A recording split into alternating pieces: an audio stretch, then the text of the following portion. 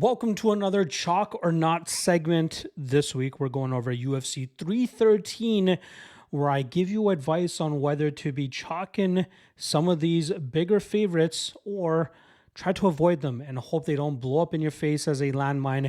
As we've been seeing this year, that there are a solid amount of big favorites that are losing. So let's see if I can provide you guys the advice required to hopefully avoid those spots that will force you to rip up some of your tickets, whether you want to parlay them or looking to play them straight up as well. Reminder that for me, as a chalky spot, I consider anything minus 185 or wider to be a chalked spot. So those are the only fights that I'm going to be talking about for this segment, and it's only 6 of the 12 fights. So without further ado, let's get right into it. First matchup up is going to be Jordan Santos coming in at minus 190 as he goes up against Ozzy Diaz. Now, Santos earned his contract through the Contender Series this past season by pulling off an upset over Cage Warriors prospect Will Curry. But I believe that fight was a little bit of an over-exaggeration of what Santos can bring to the table. He's a Bonfim brother trained fighter, utilizing solid Muay Thai, has some defensive grappling skills, but I think he's going to be up against it here in a pressure striker like Ozzy Diaz.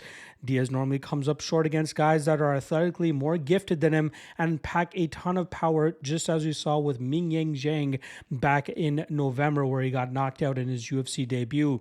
Luckily for Diaz, Jordan Santos does not provide that type of knockout threat.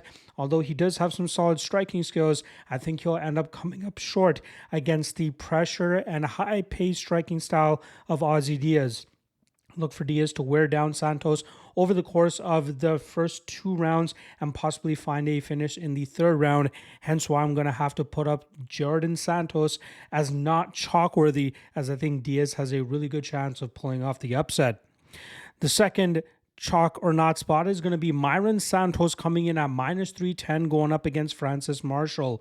Now, Myron Santos earned his contract through the Ultimate Fighter, the original way of getting into the UFC this past season, as he finished Con Offley in a very solid matchup showcasing his defensive grappling and superior Muay Thai approach to really batter opponents from distance and eventually find that finish as well.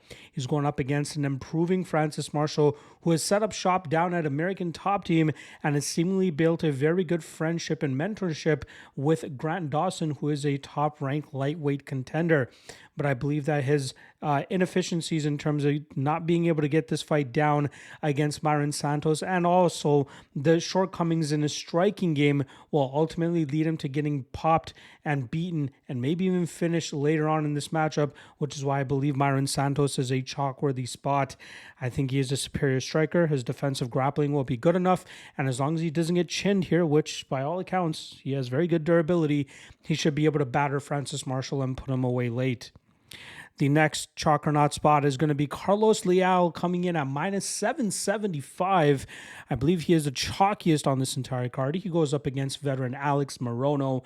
Now, Leal got absolutely gypped last time around in his UFC debut against Renat Fakhretdinov, unanimously losing that fight on the scorecards, but a lot of people believe it was a controversial decision because of his ability to keep that fight standing, showcasing his takedown defense, and eventually battering Renat Fakhretdinov on the feet. Now, Leal is going to have a tremendous athleticism and power advantage here over Morono, and I believe a lot of his speed will be contributing to him battering Morono and eventually getting him out of there. I think Leal, again, he deserves to be at this super chalky spot. Morono is a little bit slow, a little bit robotic, very hittable as well. He has some deceiving power, so I'm not going to count out a Hail Mary shot from him, but I think for the most part, Leal should go out there and absolutely dominate Alex Morono and eventually finish him in the 2nd or 3rd round.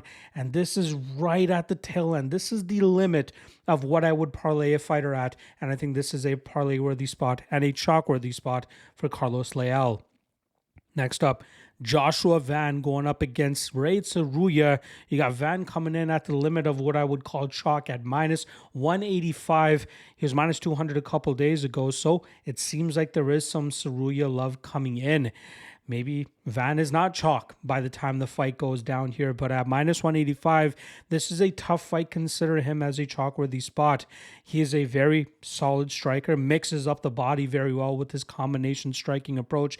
Usually very slow in his starting, hence why a lot of fighters are able to win that first round. And it's absolutely possible Tsuruya might be able to get to that chain wrestling approach to smother Josh Van in the first round. And if he can do enough in the second round, this fight ends up playing out much closer than 65% indicates for Joshua Van.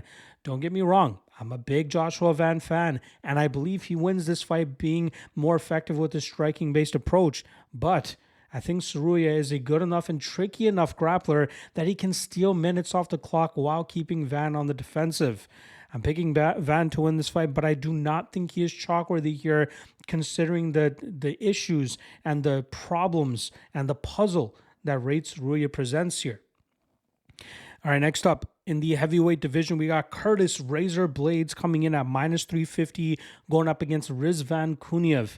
Now, Blades is looking to continue, working towards a title shot. Last time around, coming up short against Tom Aspinall, but it's often the guys with big knockout power that are able to put him away. Luckily for him, Rizvan Kuniev is not that big power puncher. He has some decent power, but not of the likes of Sergey Pavlovich, Tom Aspinall, Francis Ngannou, and Derek Lewis. I think Kuniev will need to get to his wrestling here, but we know Blades is probably the best wrestler on the heavyweight roster. I think we'll see Blades do a great job in terms of setting a solid pace, utilizing some solid distance strikes, which he showcased decent ability to inflict damage as long as he's not facing too much power in return. And I think from there, he'll eventually set up his grinding wrestling approach, which will wear Kuniev down, allowing Blades to cruise to a decision victory. Minus 350 is a perfect line here for Curtis Blades, in my opinion. I believe we might get some love on the Russian fighter here, considering he's just Russian and we often get that Russian tax. But I think Blades is the superior fighter, and I think he is chalk-worthy in this spot.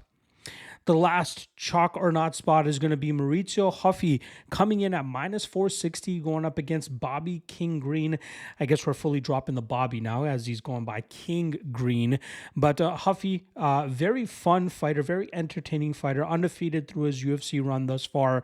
Last time around, we saw him face a little bit of adversity against James Lontop, and that showcased some of the issues that Huffy might go against as he continues to take steps up in competition.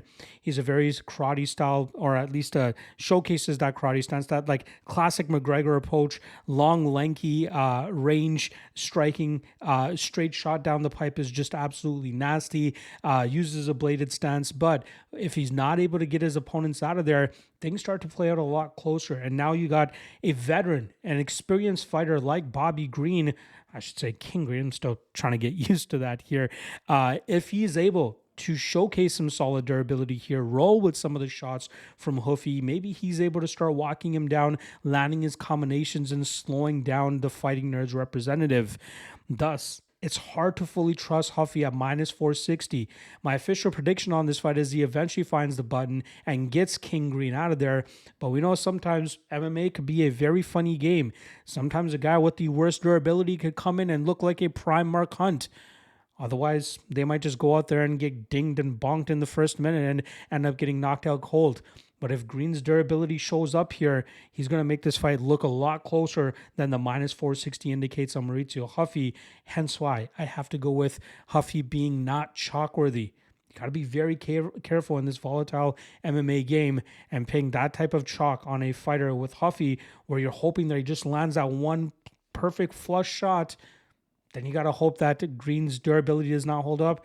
It's a tough task, especially on minus 460. Hence why I believe he is not chalk-worthy. There you guys go.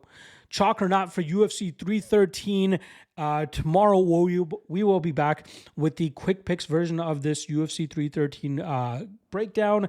Not to mention, we'll also be back with the Legacy Warriors podcast, breaking down LFA 203, which goes down on Thursday.